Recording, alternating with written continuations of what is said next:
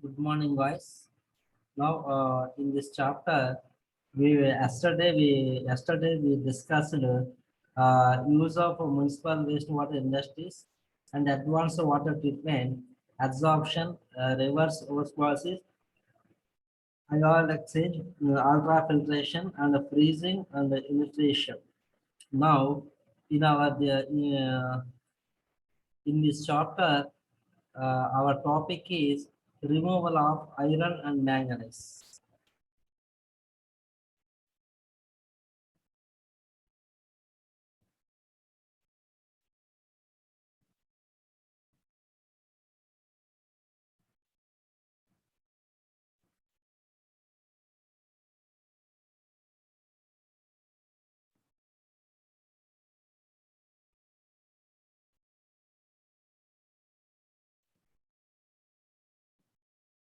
Guys, removal of iron and manganese. So step by step, drinking water problems, iron and manganese. Iron and manganese control is the most common type of municipal water treatment in iron and manganese occur naturally in groundwater. Neither element causes adverse health effects at the concentrations typically found in groundwater. These elements are in fact essential to the human diet. Water containing excessive amounts of iron and manganese can stain clothes, discolor plumbing fixtures, and sometimes add a rusty taste and look to the water. Surface water generally does not contain large amounts of iron or manganese, but iron and manganese are found frequently in water systems that use groundwater. The Safe Drinking Water Act secondary standards, aesthetic or non-health related for iron in drinking water is 0.3 parts per million and 0.04 ppm for manganese. Drinking water problems, iron and manganese. Here, these pictures indicates the drinking water problems. Drinking water problems, iron and manganese. Small water plants may choose to either sequestrate or remove iron and manganese. Sequestration only works for combined iron and manganese concentrations up to 1.0 milligram per liter, and only in cases where the treatment is not permanent. Removal is usually achieved through ion exchange or oxidation or filtration. There are a number of chemical oxidants and filtration media available that can be used in various combinations. Problems are caused by iron and manganese. Small amount of iron are often found in water because of the large amount of iron present in the soil and because porous water will pick up iron from pipes. Clothing washed in water containing excessive iron may become stained or brownish color. The taste of beverages such as tea and coffee may also be affected by iron. Manganese produces a brownish color in landed clothing, leaves black particles on pictures, and as with the ion affects the taste of beverages, including coffee and tea. And the problems are caused by iron and manganese. Well water from the faucet or tap is usually clear and colorless. However, when water containing colorless dissolved iron is allowed to stand in a cookie container or comes in contact with a sink or ba- bathtub, the iron combines with oxygen from the air to form reddish brown particles commonly called rust. Manganese forms brownish black particles. These impurities can give a metallic taste to water or to food. The rusty or brown stains on plumbing fixtures, fabrics, dishes, and utensils cannot be removed by soaps or detergents. Bleaches and alkaline builders, often sodium phosphate, can make the stains worse. Over time, iron deposits can build up in pressure tanks, water heaters, water heaters. Problems are caused by the iron and manganese. Iron bacteria simply gelatinous material.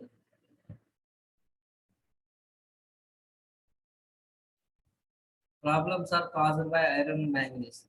Iron and manganese can give water an unpleasant taste, odor, and color. Iron causes reddish brown stains on laundry, percolation, dishes, utensils, glassware, sinks, pictures, and concrete. Manganese causes brownish black stains on the same materials. Detergents do not remove these stains. Chlorine bleach and alkaline builders such as sodium and carbonate may even intensify the stains. Iron and manganese deposits build up in pipelines, pressure tanks, water heaters, and water softening equipment. These deposits restrict the flow of water and reduce water pressure. More energy is required to pump water through clogged pipes and to heat water in if heating rods are coated with mineral deposits. This raises energy and water costs. Water contaminated with iron and manganese often contains iron or manganese bacteria. These bacteria feed on the minerals in the water. They do not cause health problems, but do form a reddish brown or iron or brownish black manganese slime in toilet tanks and can clog water systems. Problems are caused by iron and manganese. This is the pictures indicates the uh, iron and manganese.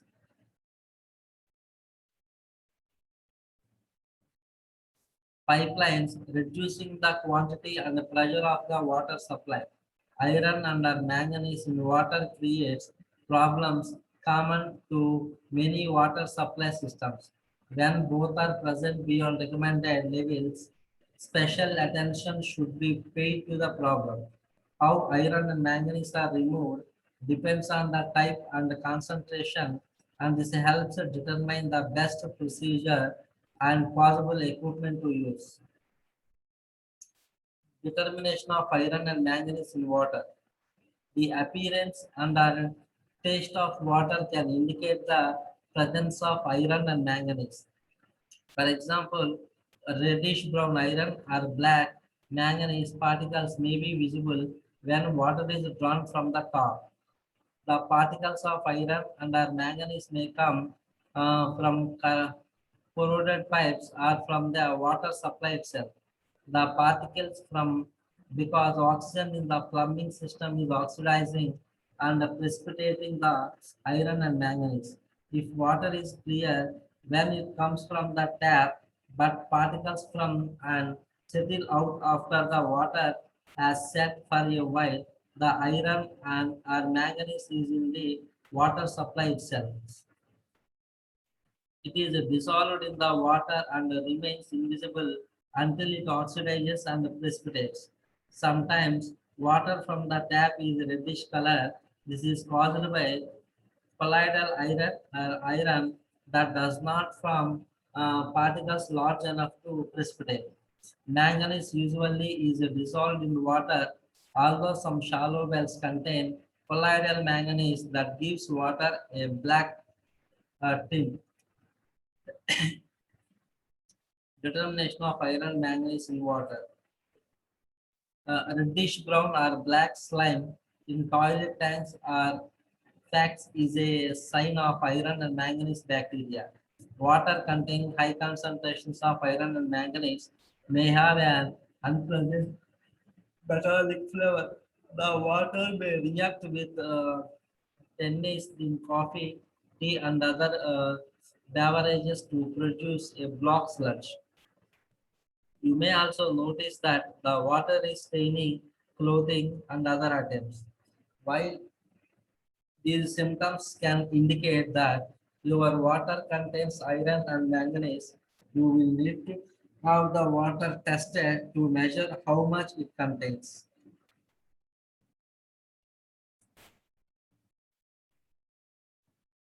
Guys, and bacteria and iron and manganese. Iron and manganese in water also promote the growth of bacteria, including iron bacteria.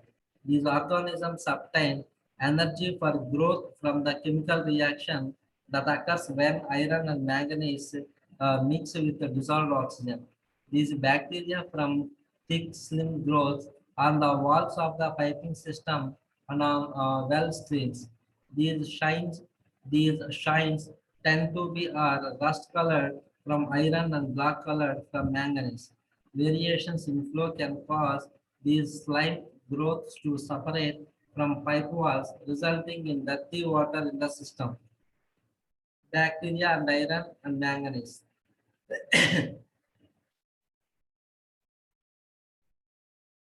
The growth of iron bacteria can be controlled by chlorination.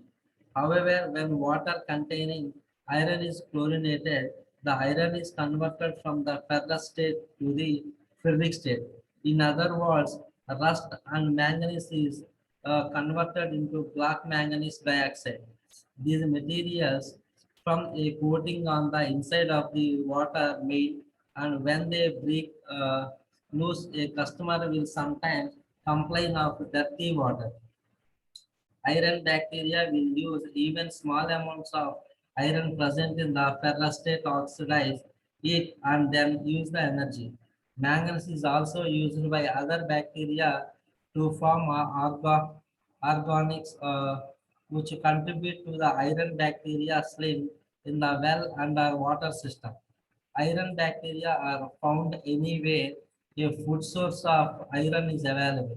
The presence of one bacteria is all that is needed to start an infestation in a well or a distribution system. The growth of iron bacteria can be controlled by chlorination. Chemistry of iron and manganese in water systems. Iron and manganese can be present in water is one of three basic forms. Dissolved ferrous and manganese, uh, particulate ferric and manganic, manganic states, colloidal, very small particles, difficult to settle and filter. Excuse me, guys.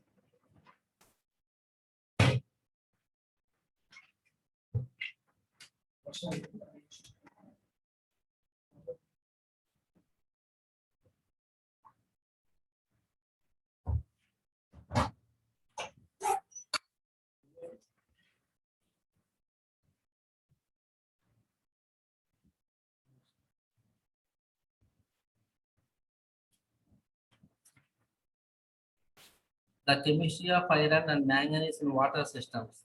The predominance of one form over another is dependent on the pH, redox potential, and temperature of the water.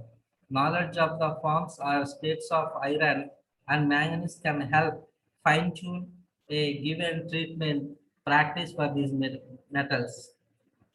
Testing of iron manganese. Unlike public water suppliers, owners of private wells are not required to have their water tested for iron and manganese. However, it is important to have a laboratory test to measure how much of these substances is in the water and to measure for other conditions from substances, pH, oxygen, hotness, and sulfur that can determine the most suitable treatment method. But test results probably will be reported as milligram per liter. The US Environmental Protection Agency has set secondary maximum contaminant levels for iron and manganese at 0.3 milligram per liter and 0.05 milligram per liter and 0.3 milligram per liter and 0.1 milligram per liter and Indian standards, respectively. And SMCLs are standards for substances that are not healthy hazardous. Water that contains less than 0.3 milligram per liter of iron and 0.05 milligram per liter of manganese should not have an unpleasant odor, taste, or appearance and should not require treatment process. The majority of iron and manganese treatment systems employ the process of oxidation or filtration. The oxidant chemically oxidizes the iron or manganese, forming a particle and kills iron bacteria and any other diseases causing. Bacteria that may be present, the filter then removes the iron or manganese particles. Oxidation followed by filtration is a relatively simple process. The source water must be monitored to determine proper oxygen dosage, and the treated water should be monitored to determine if the oxidation process was successful. Oxidation. Before iron and manganese can be filtered, they need to be oxidized to a state in which they can form insoluble complexes. Oxidation involves the transfer of electrons from the iron, manganese, or other chemicals being treated to the oxidizing agent. Ferrous ion is oxidized to ferric ion, which readily forms the insoluble iron hydroxide complex. Reduced manganese is oxidized to which forms insoluble. Guys, this is the equations. And the most common chemical oxidants in water treatment are chlorine, chlorine dioxide, potassium permanganate, and ozone. Oxidation using chlorine or potassium permanganate is frequently applied in small groundwater systems. The dosing is relatively easy, requires simple equipment, and is fairly inexpensive. Oxidation. Chlorination is widely used for oxidation of divalent iron and manganese. However, the formation of trihalomethane in highly colored waters may be a problem. Chlorine feed rates and contact time requirements can be determined by simple jar test. As an oxidant, potassium permanganate is normally more expensive than chlorine and ozone. But for iron and manganese removal, it has been reported to be as efficient and it requires considerably less equipment and capital investment. The dose of potassium permanganate, however, must be carefully controlled to little permanganate will not oxidize. This is the oxidation figure. Chlorination, detention, and filtration, iron manganese removal. All the iron and manganese and too much will allow permanganate to enter the distribution system and cause a pink color. Permanganate can also from precipitates that causes mud formations on filters. These are difficult to remove and compromise filter performance. Ozone may be used for iron and manganese oxidation. Ozone may not be effective for oxidation in the presence of humic or fulvic materials. If not dosed carefully, ozone can oxidize, reduce manganese to permanganate, and result in pink water formation as well. Manganese dioxide particles also formed by oxidation of reduced. Manganese must be carefully formulated to ensure their removal. Fluvic acid and humic acid.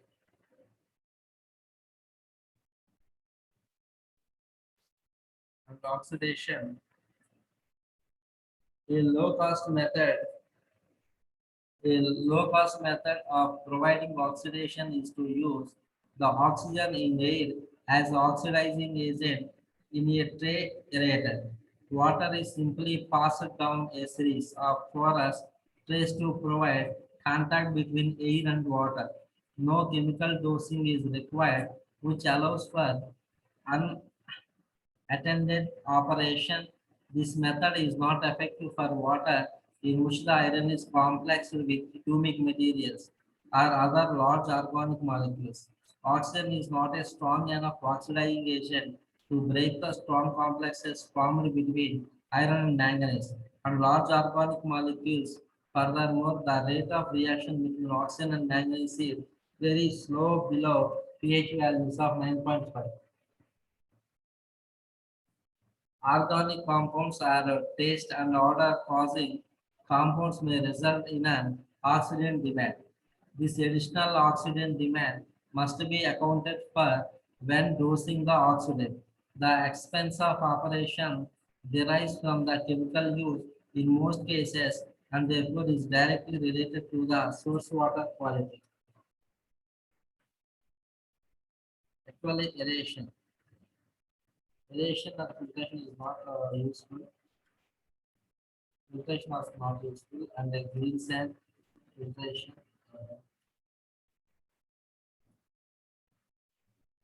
Yes, ion exchange should be considered only for the removal of small quantities of iron and manganese because there is a risk of rapid clogging. Iron ion exchange involves the use of synthetic resins where every saturant ion on the solid phase. The absorbent, usually sodium, is exchanged for the unwanted ions in the water. This is ion exchange. One of the major difficulties in using this method for controlling iron and manganese is that if any oxidation occurs during the process, the resulting precipitate can coat and hold the media. Cleaning would then be required using acid or sodium bisulfate.